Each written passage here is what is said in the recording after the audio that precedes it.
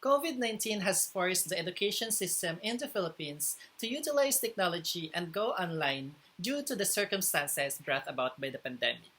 From primary education to college and universities, online learning has become the new normal. However, this has posed different challenges, especially for a developing country like the Philippines, from internet stability, technology resources, educators' training, to quality of education, and many more. Among these challenges, I'd like to talk particularly about academic dishonesty with online education. My name is Rex Katabay, a graduate student at the University of the Philippines taking up Master of Information Systems. And in this ethics talk, I'll be talking about academic dishonesty and the temptation of the internet. A study has shown that the three most unethical practices with online education are 1. Plagiarism, 2. Cheating, and 3. Identity misrepresentation. Plagiarism.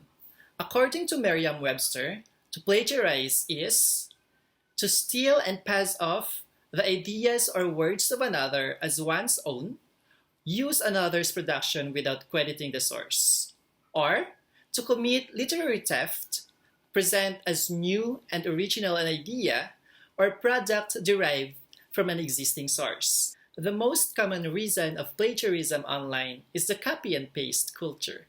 As the saying goes, Google is my friend.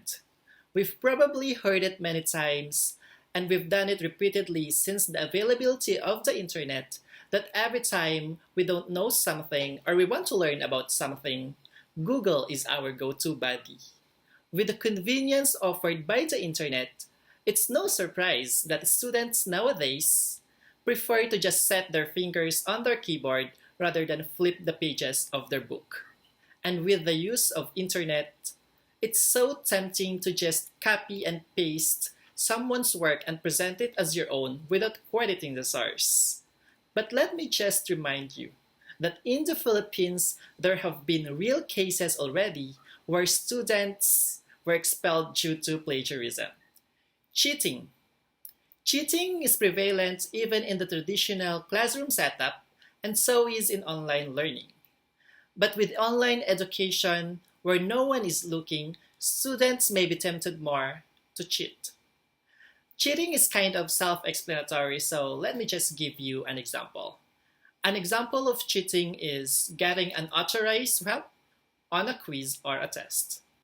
Identity misrepresentation. It can range from hiring someone to write a paper or taking a test for you to hiring someone to complete an entire academic degree program. Although it is not common compared to the first two, it is still a possibility. Now let's talk about how to avoid those unethical academic practices. How to avoid plagiarism. The key to avoiding plagiarism is to give credit where credit is due.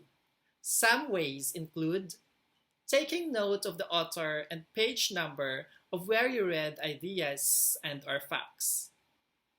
If you copy exact original wording, enclose it with quotation marks. Make time to provide citations in your paper and make sure to use in-text citations to give authors credit for their ideas. Even if you paraphrase it or you change some of the words, if it's not a common knowledge, it should be cited. If you are not certain that it is a common knowledge which doesn't need citation, you can ask your teacher. How to avoid cheating. Cheating is one of the easier types of misconduct to avoid because you can consciously choose not to cheat. A way you can avoid cheating is by studying ahead of time. Give yourself enough time to prepare for a test or quiz because if you have studied well, you no longer need to cheat. Lastly, committing identity misrepresentation. It is a conscious decision to make, so think carefully about it first, twice or thrice before you decide to do so. How to avoid it? Honesty and integrity. Doing the right thing even if no one is.